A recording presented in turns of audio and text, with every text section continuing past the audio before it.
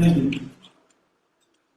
So, Kamusta again. So, this talk is all about the industrial control systems. So, I want to introduce myself again. So, I'm Arun Mani, and I go with I'm the root here. And I'm founder and director of Advanced Labs LLP. And I also, hardware, I will a lot of stuff like ICS and vehicle security, etc. I'm also a speaker at various conferences. So today's agenda is what exactly the ICS. A lot of people don't know about the industrial control system, how it works, and we understand the need of security in this environment, existing challenge, and attack vectors, and a lot of stuff like we will understand the attack vectors, attacking tool as well, and we will go for the demo. Here we actually covering the hardware testing as well as the some process control network protocols as well. So what is ICS? It's industrial control system, which is consists of a lot of process control networks, which consist of PLCs, RTUs, HMIs, some couplers, some intelligent electronic devices. Lot of and combined they call it as an industrial control system. So if you see in a picture, so you will see like there are some pictures related to the oil and refinery. These kind of industries have like solar energy, or rather you can say wind turbine. So these are some of the coming in industrial control systems. So before we go for understanding those attacks, we need to understand first a little bit jargons. So what exactly is SCADA, HMI, PLC, RTU? So SCADA is supervisory control and data acquisition. So it collects all data from the PLCs, RTUs, and put it on the graphical interface. So based on the exactly the replica of the operation technology. It's nothing but if you can take an example of waste water treatment management systems. These are the different kind of process management, rather you can say the operation technology, and the SCADA replicates the all process environment. So if we talk about the SCADA, we are talking about the huge geographical area. So it covers a lot of geographical areas. It's maybe from 10 kilometers to 50 kilometers. So some substations comes into the picture. So HMI is nothing but human-machine interface. It's typically comes with devices like PLCs and RTUs. So these things are coming in different ways. Some HMIs are software enabled, software type, and some are in hardware type of HMIs. So RTU is nothing but a remote control unit. It's same like a PLC, but it comes in a very compact way. But the difference between the PLC and RTU is like it's connected with the modems nowadays. So if you find modems like GSM modem, 3G or 4G modems, so it's specifically it's the RTU in that case. So PLC is again very sophisticated way. It's very small in a structure. So again, it supports the programming language called as IC6131-3.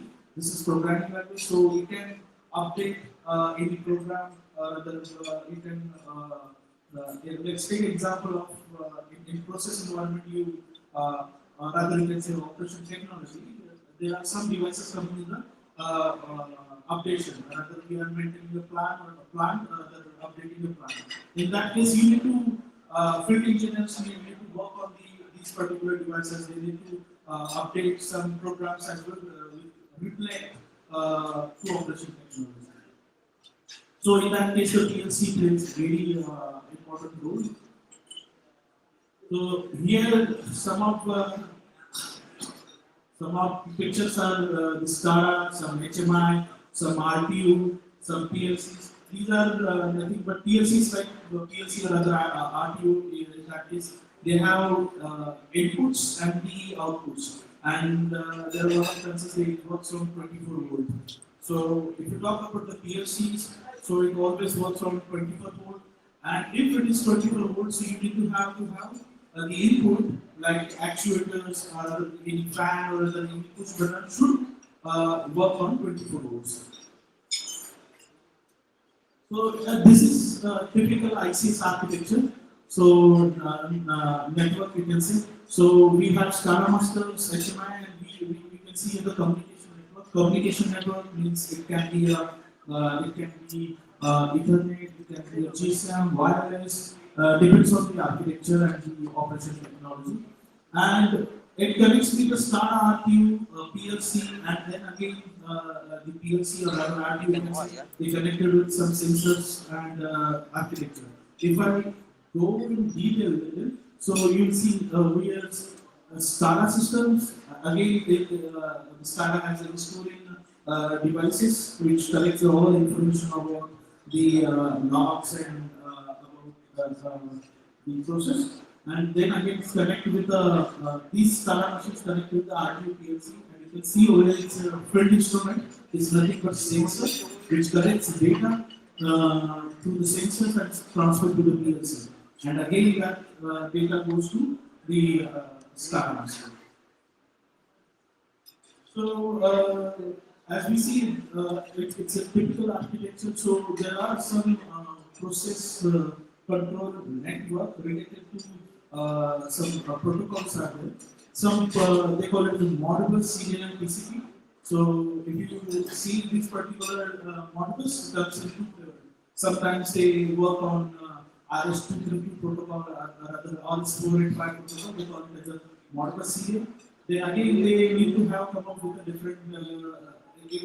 Your entire infrastructure, that is the field devices, OT devices, works on the Modbus serial, then there should be something in between. They call it as a coupler or other, the converter. They converts the serial to TCP/IP, Modbus TCP/IP protocol. So you can see these particular protocols in every industries, like solar, wind turbine. Then some sort of manufacturers they use in robotics also. You can see those kind of protocols. DNP3 is nothing but it's used in electric energy utility. So you can say DNP3. Like there are other protocols, IC 61850-104. These are different kind of protocols come up with coming in the market, and they are replacing DNP3 protocol as well. Profibus again, the process related protocol. Then backnet is mainly used for the building automation, automation like building EMS, you can say. So in that case, you will see the BMS backnet protocol, which is again connected with the ZP protocol if it is wireless. So again, you can take an example of the LoRa as well. So why we require the security actually for ICS? Because if you say it covers the entire triple infrastructure, right? So it becomes the backbone of every country. So if it is goes down, goes down, so it affects to the countries as well. So belonging countries. So that's what. And if you see the architecture, if you see the technology they use, again these technologies still in old age. So there are a lot of possibilities that, and there is another problem with these things, like they cannot change the entire process or other devices like that. What we do in IT environment, because they have some problem with the compatibility issues.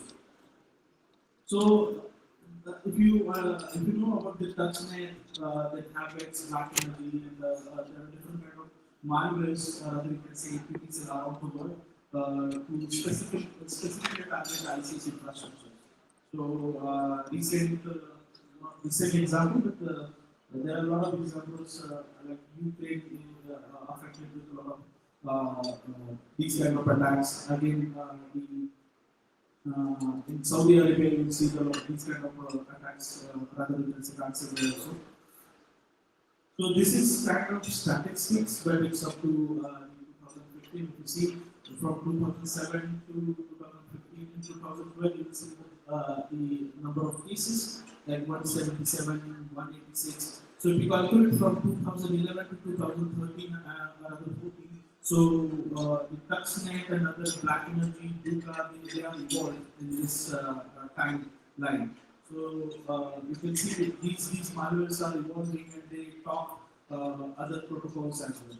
So if you understand that if one malware is talking about listen on the 502 port number, that is Modbus TCP, there are a lot of chances they can talk over the S communication, S7 communication, that is Snap7 communication, which is proprietary protocol for Siemens as well. So there are these ransomwares, you can say the malware, security malwares, they are updating themselves as well. So these are some incidents, you can say, the Israeli power grid authority suffers massive cyber attacks, and there are different kind of dragonfly Russian hackers target 1,000 Western energy funds. So these are different kind of news nowadays you can see over the years. So what existing challenge as of now? Daily, it's an industrial control system and connected with a lot of devices, hardware devices, some sort of you can say applications as well. So as a researcher, other than you can say the ICS security intelligence. So we need to buy some of those devices. This is kind of again if you have the device or something, so it will be super expensive. Even you have those kind of devices, you have lack of knowledge. So it's really difficult to grasp those technologies and other protocols.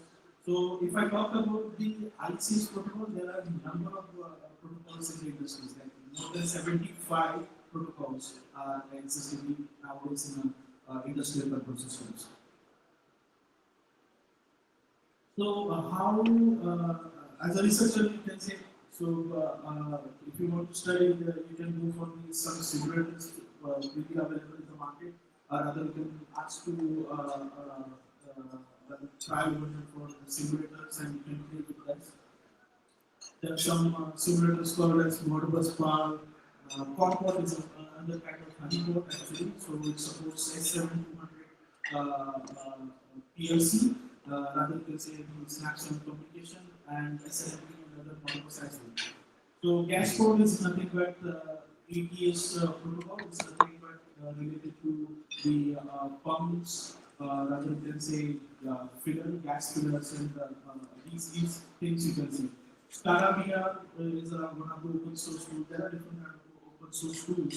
So you can connect, you can configure those simulators and you can play with it around it. And Modbus.py is a very nice library for Modbus in Python. So you can use it and you can do a lot of scripting as well. So if you see tools usually require like Nmap, but there should be some plugins related to the particular you can say protocol. There are PLC scan, Metasploit. Metasploit has a lot of auxiliary and scanners available in the Metasploit libraries. Wireshark is one of the best tools where it is a close communication, try to understand how it segregates. If it is a new protocol which is not updated in the Wireshark, so you have to do reverse engineering from scratch by analyzing RFC numbers. So NVPK is nothing but tool is good for attacking over the Modbus. And if you have access on some ASP microcontroller, so if you go for Gashport commands, you will see the different kind of commands are there, so you can utilize those commands and interact with those microcontrollers. So let's talk about the Modbus. Modbus is a serial communication, and again it comes in the TCP/IP as well. So primarily is invented by by ROOTCON. So in 1979. Then now it's a Snyder. It's owned by Snyder also, and it's a royalty free, and it's one of the best and most usable standards in the industrial control systems. So we talk about the Modbus. Modbus works on the master and slave mechanism. So master puts a lot of data from the slave, and slave always push data to the master. So it's depend on the what kind of serial communication they are using. Sometimes they use RS-485, or they say RS-232. So what thing was, as I said, this is the master and slave protocol, and again, as I said, it pulls the data from the slaves, and it's a bit long, and it supports 247 slaves per master. So when you talk about the security issues, yes, it's clear text, there is no authentication at all. But there are some things are working around that they come up with the secure Modbus as well. So still the industries are trying to make those, implement those secure Modbus in the industry, because again we need to have if someone want to update their plan, so it's reflects on the cost effectiveness. So there are different ways you can use unidirectional gateways. Rather, you can say you can use another IDs or other OXC gateways to secure all communication through those devices. So if I talk about the more detail in Modbus, so there are some data packets, data packet frames. First, we have 2 bytes lanes, that is transaction identifier, then protocol identifier, then length, and unique identifier. That mostly depends on what the values slave ID we have. And most important is function code. So depending on the function code, what exactly the Modbus we actually implement in the environment. Like these Modbus are reading some data, or writing data, or what the particular notification, or you can say we writing multiple data at a time.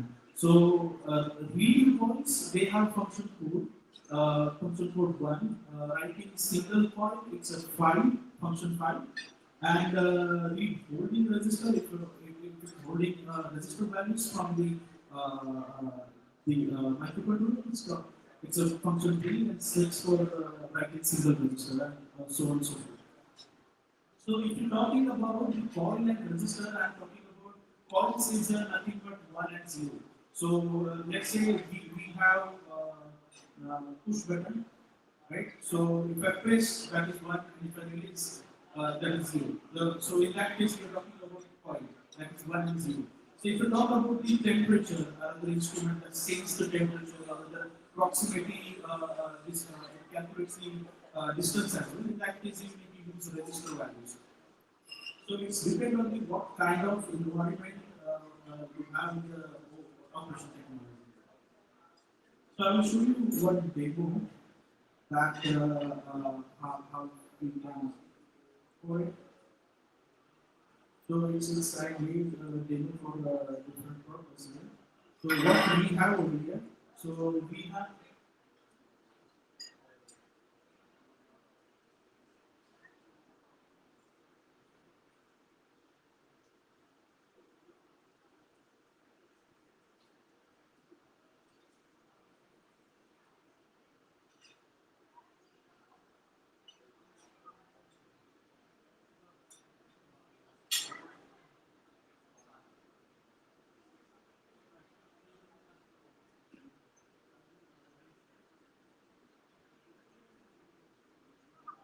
here you can see I have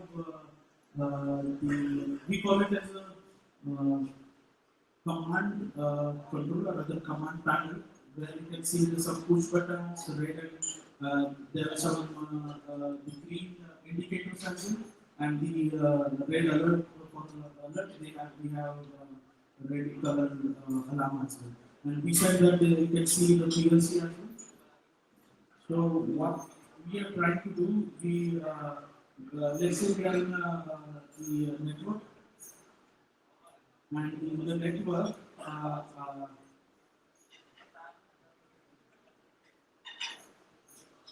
so in the network, I'm going to scan the infrastructure.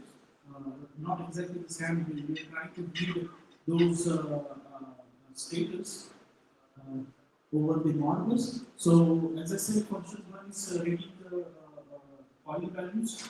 So here R1 is a function, hyphen A is a zero address, and hyphen N is we are talking about how many addresses we need to read. So that is 10. And if you see over there, you will see the 1 over here, that is 1. That means something is on, and we are talking about the input value. So here you see the switch, that if I switch on or off, so the address is get changed. And here if I do again like scan, so you will see it becomes 0 and another becomes 1. So that means that particular address becomes 1. So this is because of the switch we have here. So we are toggling over there. So every toggle has an address actually. So because these toggles are connected with the I/O of the PLC. Now we'll understand the output. So the question is where we can get those information about the memory address of the particular the PLC. So if you go for let's say if you are using XYZ PLC, so every PLC manufacturer release their memory addresses or other you can say memory mapping for cordless communication. This is for engineering purpose. So for when they create those kind of environment, they should have knowledge of the you can say the memory addresses. So if you download those data sheet and you try to understand the memory addresses, you come to know for particular coil function they have memory addresses, and for register values for output they have different memory addresses. So based on the memory addresses, you can judge like which addresses like used for the coil and which addresses used for the writing coil as well as the register. So here, as I say, now I'm going to read output. So I'm using everything R1 and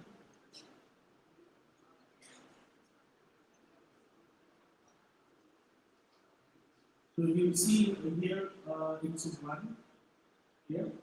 So that means particular green indicator is on. Now we are made off actually, and you can see over here the particular becomes 1 becomes 0. So here what we are trying to do over here. So we have green alert and red alert, and let's say the engineer is sitting in the environment, and anyhow our malware we are into the OT infrastructure, the OT network you can say, and anyhow we got the access. So after that we are trying to do some sort of the memory changing, like the command control has a green alert as well as the red alert. So I can start both things, if it is green, so I can start red alert also. So that becomes problematic for field engineers. So let's see how we can do that. So now it's a green, right? So then we need to start red alert. So now it's become 1 because the green is still on.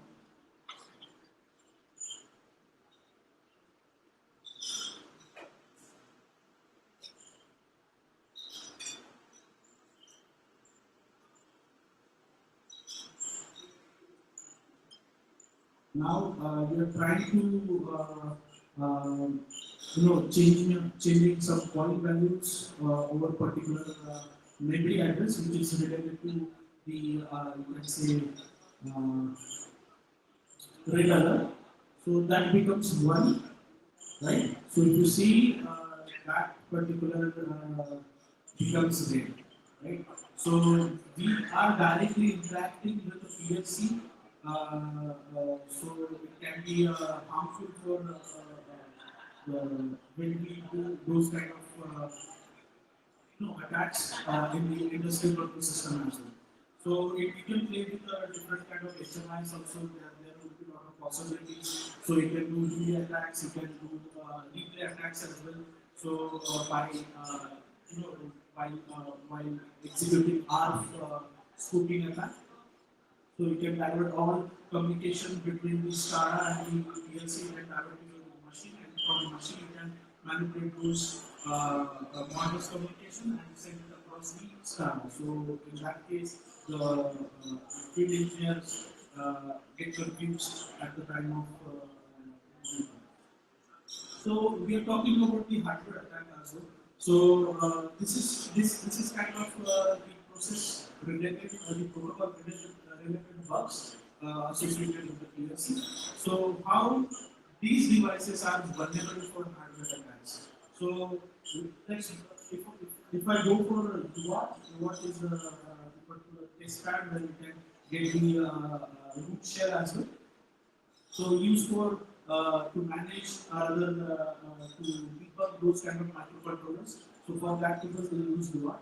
So to understand if you open the any PC board and you see a lot of test pads. So we need to identify those test pads. What exactly is it? JTAG, is it Duat or something else? Or other you can say SWD test pads. So for that purpose you need to have some hardware like DMM, JTAG these kind of devices which automate your the process to find out particular UART. So you can easily find out ground pin, but when it comes to the RX and PX and BCC, we need to have some process to identify those. By measuring some voltage, we will come to know which one is RX and which one is PX. So, for as I said, automatically you can use JTagulator, and the program is the creator of JTagulator. You can use JTag also for reward to identify the reward test pad, and again JTagulator is used for to identify JTag test pad as well. So, what in that case I was testing one of the PLC, and we found two UARTs too. So one for is a debugging purpose, one for is for monitoring, log monitoring purpose. So whenever the particular device or the PLC boot, so it shows some sort of log messages. But if you talk about the particular the PLC and the other RT device, RT device may come with a minimalistic Linux server inside it, and some PLC don't have because they work on firmware itself. So and we found your with the credential access, which is not monitoring purpose, but another you are found without credentials. That means if you access those UART codes, so you will jump into the root shell.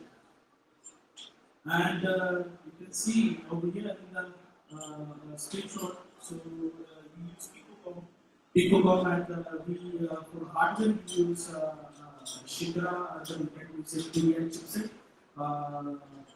And through the Shikra, once we identified the border, that is 1.5200, that is standard border you can see. So sometimes you cannot find a particular border. There are some scripts available in on the internet, so you can use those border.py. This is one of the script we use, and we can find out those borders. Once we found the borders, you can attach those. You can use simple Shikra or any which can use UART communication. So we need to connect with that. Then suddenly you drop it to the shell. So if you do ls command, so you get the all the file systems, Linux file systems. So if I do OMI, so you will see the root. And if you access passwords, so you get the passwords and they have the passwords as well. So this is the big problem with nowadays with the microcontroller or you can say embedded systems. It can be in IoT, it can be in industrial control system, even if the telematic products as well. But not in ECU. ECU is different from. You cannot find those kind of attacks in ECU in automotive industry, but they are too different from the microcontroller. It works on the microcontroller, not from microprocessor point of view. So other thing is we need to figure out what other components we can identify on the PCB board. So there are different kind of components you can identify on the PCB board like SPI. These are the double EPROM. I2C again double EPROM. These are the double EPROMs you can see on the particular any general PCB board. And the problem is like they have NAND also NAND chipsets, so there are a lot of possibility you can do NAND glitching and you can drop it into the root shell as well. But here what we identify, we need to, you have to now identify the SPI chipset. Once you identify, there are different test script available in the market with the test script and this is CSP418 programmer you can buy on Amazon or something. Somewhere it's like around $8 to $9 US dollars. So this is what how we connected. This is the coupler, the serial server, and that serial server has the SPI chipset, and we are using the test clip. From the test clip, we have CSP418, and we extract the data from the chipset.